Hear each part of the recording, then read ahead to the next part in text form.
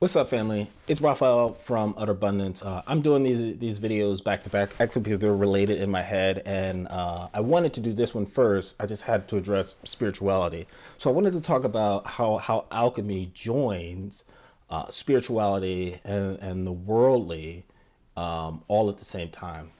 I talk a little bit. Well, actually, the previous video I talk about what spirituality means, but to save you a little bit of time. I'll condense it.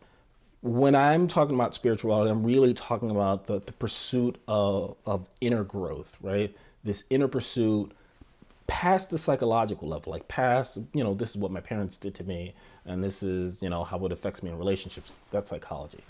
I mean, past that realm, there's a realm that only spirituality will allow you to grow into. Like this question, who could I become? If I were to do everything in my power without fear, without limits, who could I become? That's a spiritual question.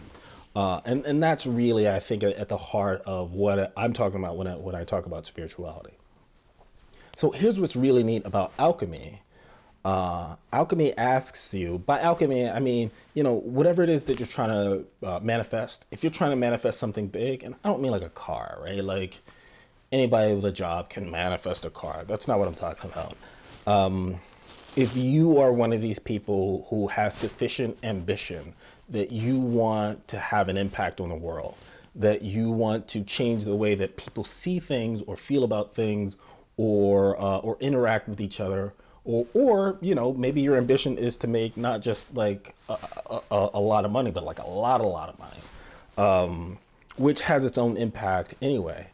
But if you were trying to manifest something huge, then it's good. This process is going to ask you to become someone else. And what I think is really interesting is that even if you start with, fill in the blank with the names like law of attraction or, law of abundance, vibration, alchemy, whatever you want to call it, as you start to pursue that thing that is material, it's worldly. Say it's $100 million, or, if this is where you are, like $1 million, right? Your first $1 million. If that is what you're trying to pursue, then what you'll find is that there are a lot of things, a lot of ways about how you are that you'll just have to leave because you can't be the same person. And in the pursuit of something that is essentially material, right? You'll find that you have to become someone else in order to achieve that thing. If you're writing a book, or if you're just trying to be a writer, like in the process of writing, you actually have to become someone else. In the process of making, that first million, you have to become someone else. One of the things I think is really interesting is, if you are, even if you want to run a marathon and you're not like already a runner, that's its own type of alchemy too. You have to become someone else in that process. And like if you're a person who has never run a marathon, you have to become the person who runs a marathon. And that's its own interesting sort of neat psychological trick because, you have to step into the shoes of someone that you've never been, but that's the whole thing.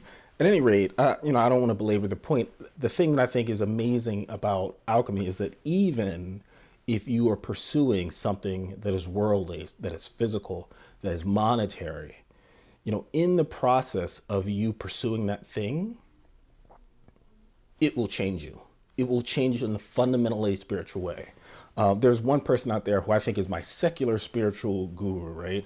And I say secular because he talks about the entire process of spiritual transformation in a way that has nothing to do with what he would say is spirituality and nothing to do with religion. This is David Goggins, who was a former U.S. Navy SEALs type. Navy SEALs type of, maybe start off in the Marines and then ended up in Buds, or it's the details, I'm a little fuzzy on. he has a book that I read that's probably 2 years ago now. It's called Can't Hurt Me. And it's David Goggins is He's not a smart guy by, you know, by what society, by the measures that society would normally kind of define intelligence. Which is not to say that he's not smart, but he doesn't fit into this traditional idea of like IQ driven smart. But that doesn't mean that he didn't stumble onto something very early about this questioning about who he was and ultimately about who he could become. And it's hard, I think, to listen to David Goggins without being inspired. But if you really kind of dig into like what he makes of himself, this is the most spiritual transformation that you've ever heard. And mostly for him, it's through a process of buds, but then later through the process of becoming an ultra marathoner. Check it out. Check out David Goggins, Goggins. Check out his book, Can't Hurt Me. Watch him on interviews, and you will get a really secular sense of how one transforms the very notion of the self in order to pursue a type of goal that is a worldly goal.